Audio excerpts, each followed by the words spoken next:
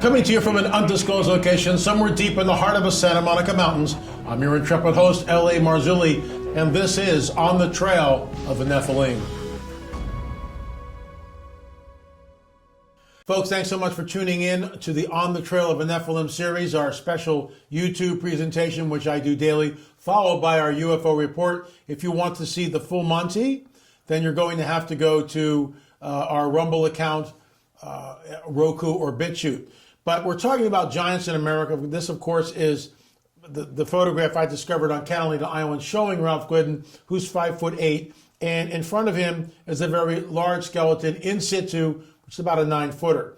But before I get into that and so much more, a word from our sponsor, Virtual Shield. A bicyclist in Florida got a strange email from Google. It said law enforcement was requesting his user data. He had 10 days to go to court if he wanted to fight it.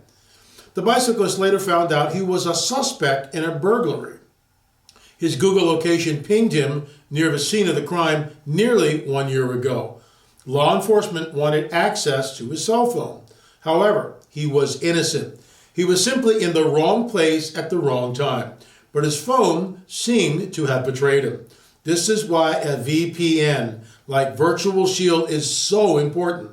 Virtual Shield can hide your location from Czech giants, on top of already hiding your internet history from your ISP. Using a VPN prevents tech companies and law enforcement from false accusations like what they did to that man on that bicycle. I highly recommend Virtual Shield VPN. Get 50% off for life with a free 30-day trial only by downloading it today. Please go to virtualshield.la.com. Once again, that's virtualshield.la.com, or click the link below to start. So it's amazing that we keep finding evidence, and we've been talking about this, the Smithsonian, we've got all sorts of reports, newspaper articles, and pictures like this. Something else is going on. There is a hidden history, which has been deliberately obfuscated from the people of the world, not only America, but global. This was a global deal. So today I want to talk about, kind of circle back, I should say, to what we discussed yesterday. Milanese Friar mentions North America, 1345, 150 years before Columbus. But the kicker here was this: shipwrecked sailors to the shore. There live white falcons capable of great flights, which are sent to the Emperor of Kitai. Further westward, there was another island named Markalata, where giants live. Let's just stop right there. So why would this guy write this? Why would he write this? There are buildings with such huge slabs of stone that nobody could build with them. Something else is going on here. Now, all that, just a quick little backstory to get to this. And this is Ken Johnson, who we've interviewed actually in several of our On the Trail of the Nephilim series.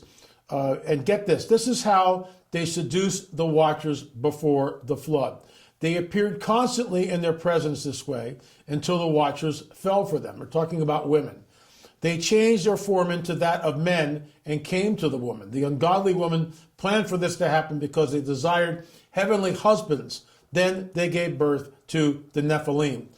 Go up here. For thus they allured the watchers. Who allured the watchers? The women who were before the flood. This is why when Paul talks about, women should cover their hair because of the angels, what does that mean?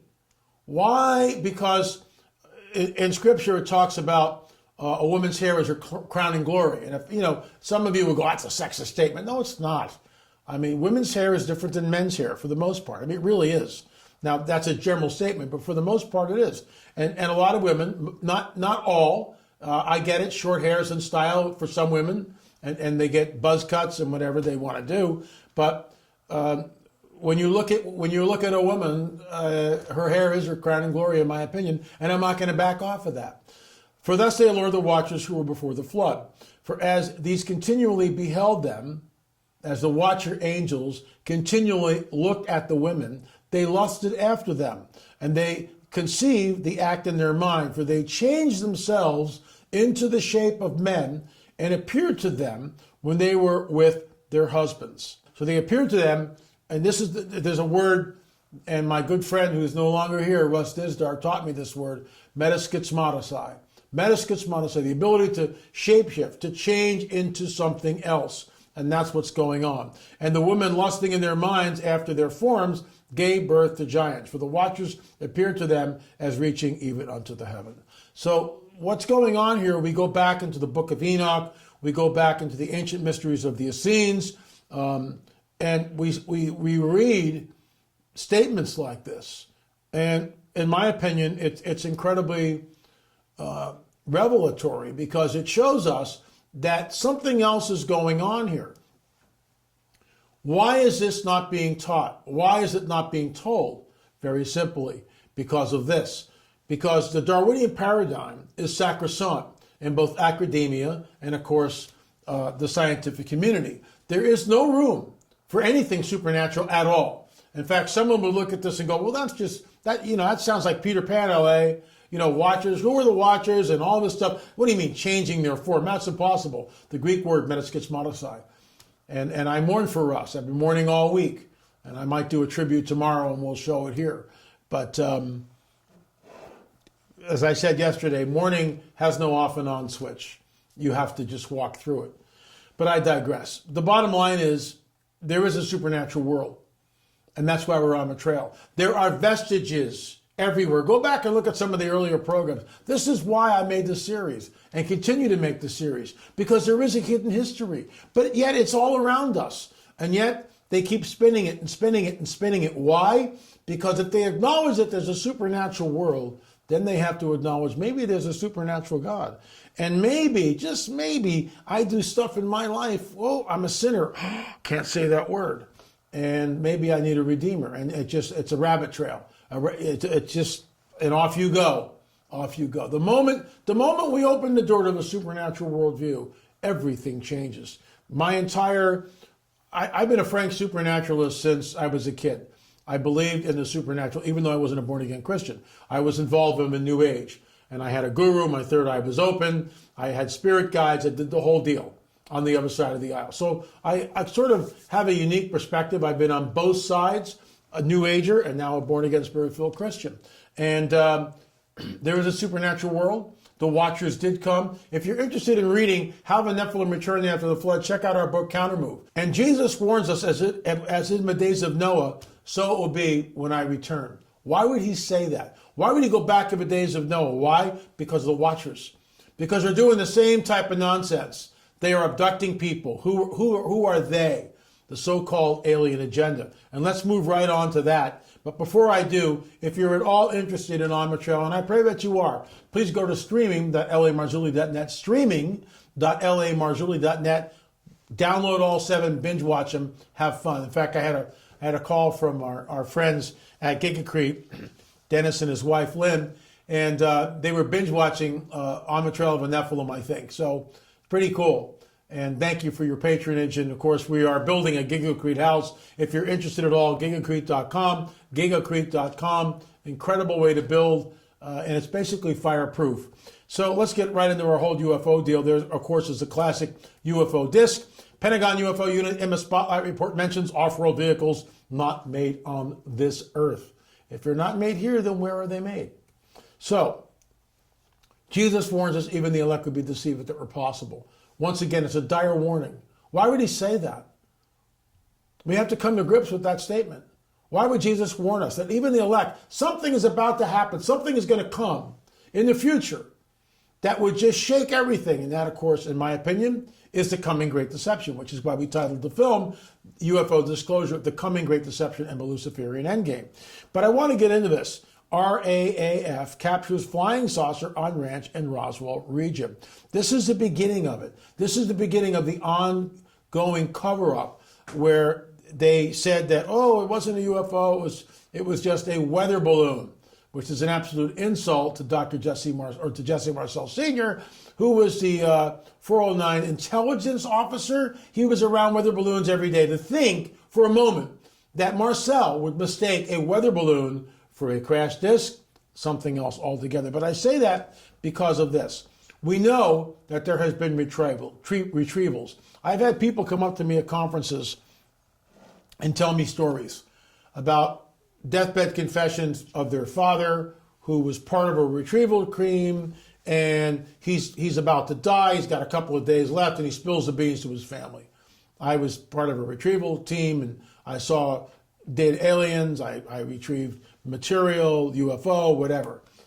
We know it's real. Check this quote out. Detailed proof that crashes had happened would be so highly classified piece of data. There has been one leaked document. How it got leaked, I'll never know, which is out there, that talks about some crashes that we were able to verify. It was a real document. This is from Dr. Hal Puthoff. My opinion is there are probably at least materials. Now, it wouldn't necessarily have to be a crash of an entire craft, but it could be a piece blown off, whatever, by a lightning strike or a missile or whatever. So I'm not surprised to find out that there's discussion of materials being made available. We've had an opportunity to look at some unusual material, and I think that this is a big area that will become more significant as time goes on. And the interesting thing about it was that I couldn't figure out a very complex material. When you talk to people that are doing this kind of research, all the elements on the periodic table, so you are not finding some new element that you didn't realize is on the periodic table. No, it's more like putting together layers of various kinds of materials that you wouldn't expect to be able to be layered. So what he's talking about is technology that is taking certain elements and layering them and creating this mystery metal. And the result at the end of the day is that it has certain unusual characteristics that you wouldn't have predicted in advance.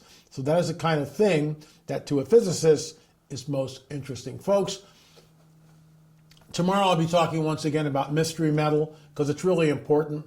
They have been back engineering this stuff for decades, since Roswell. Bob Lazar came on the record and stated that he was involved in back engineering the propulsion system to the craft. We know that there's no rotor wash, there's no exhaust, that they move at rapid speed. Lazar said that this was a gravity wave. So it's not pushing the craft like a fueled rocket pushes a rocket, right? And so there's an exhaust and a rotor wash and all this kind of stuff from an airplane or a helicopter, all that. They're moving, a whole different deal. It's bending space and time. It's a gravity wave. So the craft is pulled, which is why there's no G-force, which is why this thing can accelerate from a dead standstill to 8,000, 10,000 miles an hour, just boom, and be gone in a second. That's how they do it. If a human being, if it was propulsion, then you would feel that G-force and you would die. You would collapse. Your heart, lungs, everything would just collapse. You'd be dead instantly. But because they're pulling like this, here's the gravity, here's the craft, here's the gravity wave. So the craft is being pulled like this. That's from Bob Lazar, and I do believe that that is true. Folks, if you're interested in finding out more about the ongoing deception, the coming great deception, please watch our film. It's for free. It's for free. I can't do any more than that. It took hours and hours and hours to re-edit that film. And I think it's cutting edge. And you can go and see it right here on YouTube, or you can go to streaming.la@marzulli.net. What are you waiting for? You need this information. You need to understand that even the elect would be deceived if that were possible. It's not coming, it's already here. And a couple of nights ago on Tucker, they were talking about how UFOs are attracted to nuclear sites, and I'll be getting into that later on. Anyway, that's all the time I have for. Thanks so much for watching On the Trail of the Nephilim, and of course our special daily UFO report. If you have got footage, pictures, or a testimony, please send them to me at la@marzulli.net. That's la@marzulli.net. We'll read them right here. Thanks so much for watching. Remember, we'll see you on the air or in the air. There is an ancient site in New Hampshire that may date back 4,000 years. It is called America's Stonehenge. There are precise alignments of standing stones, which reflect the solstices and equinoxes. There is also a controversial stone table, which may have been used as an altar for human sacrifice. The site is built on an 18.5-year lunar cycle, like that of Stonehenge, England, and also the Great Circle Mound and the Octagon Mound complex in Ohio. At America's Stonehenge, massive stones were fitted together to create this mysterious site, but whoever built it seemingly abandoned it. You will see just how incredible this site is as we reveal what appears to be a deliberate and orchestrated relationship to Stonehenge, England, as well as other megalithic sites around the globe. Journey with us as we explore America's Stonehenge.